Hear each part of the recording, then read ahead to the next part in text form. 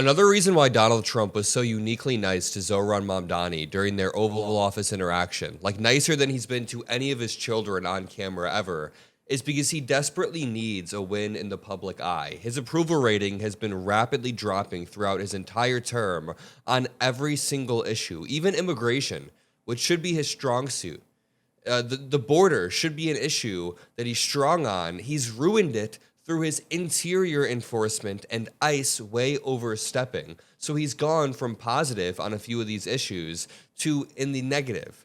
Cost of living is the one that is hurting him uniquely, and Harry Enton from CNN breaks this down. What he's showing right now are the percentage of Americans who think that costs are up versus a year ago. I mean, just your costs are up versus a year ago. Groceries, 85%. 85% of Americans think that groceries are up from a year ago because they are. That is the truth. Utilities, 78%. Healthcare, 67%. Housing, 66%. Gasoline, 54%. The bottom line is this. Americans feel like prices are rising in each and every single part of their lives, rising, ever climber, and they just don't feel like, Kate Baldwin, that they can catch a break. The Treasury Secretary in new comments kind of dismissed the impact tariffs is having on inflation, also saying that prices are going to be coming down in weeks. Some other prices are going to be coming down in months.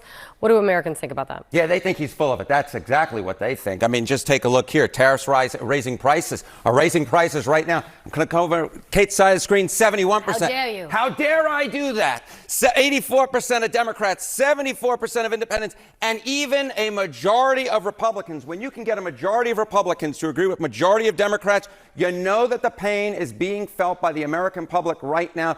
Okay, there's more that I want to play, but this is a result of the Republican Party's rhetoric backfiring on them. They talked about tariffs for the first 9 months of Trump's term. Also, the 9 months before that, while Trump was running, they promised that tariffs would not raise prices. And then what happens? I said this in a debate on CNN, but the bulk of the Liberation Day tariffs only went into effect on August 7th because Trump kept delaying and delaying and delaying. He is now repealing some of the tariffs and walking back on them already, which is a concession that they're raising prices. But when he talked about them, when he made this big show out of tariffs, remember, he had a whole day named Liberation Day. So they were in the minds of every American, and then prices continue to go up, not even a year into his term. We're not even a year into his term. The election was only 1 year ago. Then yeah, people are going to connect the dots between the tariffs and the raising prices, and that is backfiring on him. That is why in this chart right here, the cost of living, he's dropped 39% on. I mean, it's insane.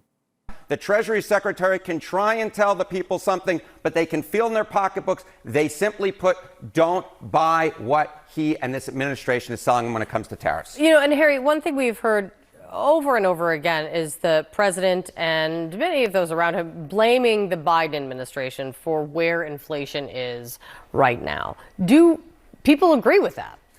No. You know what? I want to quote Judge Judy, but I'm not going to. I'm merely going to try and say that it's like they're trying to sell ice up at the North Pole when it comes to this. More responsible for the current economy. 62% of Americans say it's Donald Trump. Just 32% say it's Joe Biden. Look, Donald Trump did, in fact, inherit an economy from Joe Biden. But now we are nearly a year into the Donald Trump administration. If the Trump administration is trying to push the buck over there, simply put, the American folks aren't buying it. They say at this point it is Donald Trump's economy, and what is happening in terms of inflation is his responsibility. It absolutely unequivocally is Donald Trump's economy. Trump has been owning this economy for a few months. Even if he claims that the good parts are his, the bad parts are Biden's, he says that prices are down and that's him, but then the bad parts are, I don't know. He's gaslighting a lot about the economy. Most Americans know, 62% know that it is Trump's economy. I don't know what the other 32% are thinking. But to continue, the Secretary of Agriculture, Brooke Rollins, went on CNBC this morning, and she was asked about the soybean drop, the drop of soybean purchases coming from China due to Trump's tariffs. Remember, China completely screwed U.S. farmers by going to Argentina, undercutting the United States and saying, hey, we're not even going to play ball if you're going to do this tariff game. And, you know, she got asked about it. Her answer is going quite viral. Take a listen. Understand this, and tell me if I'm wrong.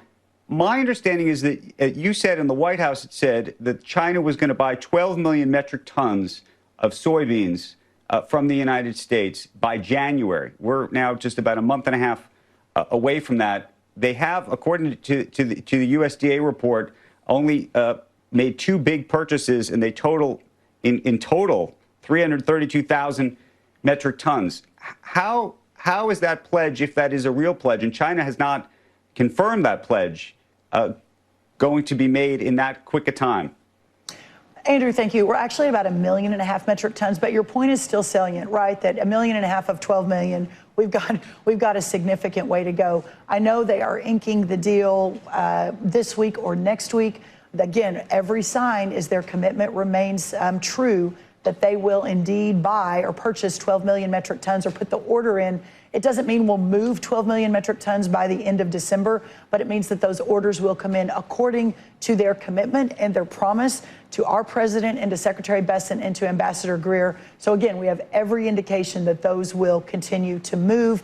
Even if the purchase order comes in before the end of December, those will move early next year. I mean, considering that one of Trump's biggest problems with China is that they don't stay true to their word and they break deals and they rip countries off, in his words, they could be ripping us off in this case. They said they're going to buy 12 million tons by January.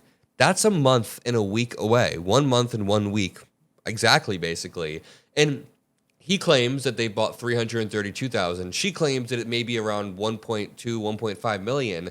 She claims we're going to have the 12 million ordered by the end of the year. China is absolutely ripping you off and making you look dumb. Ron Filipkowski said, another Trump promise with much hype and fanfare when it was announced as a huge win for farmers that didn't happen. Incidentally, we made concessions to the Chinese for this deal.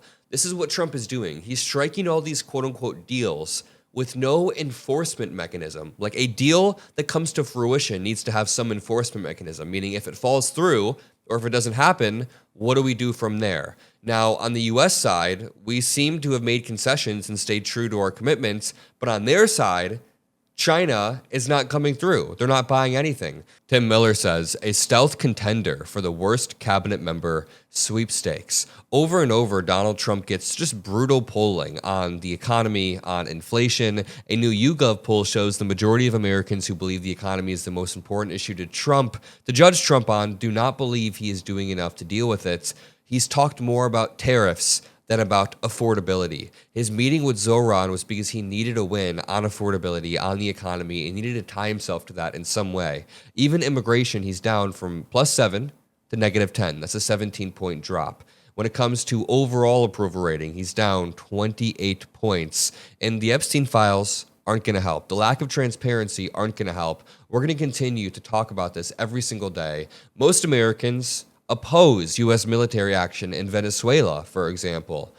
Trump has not clearly explained the action in Venezuela. 24% think he's clearly explained it. 76% think he has not done that yet.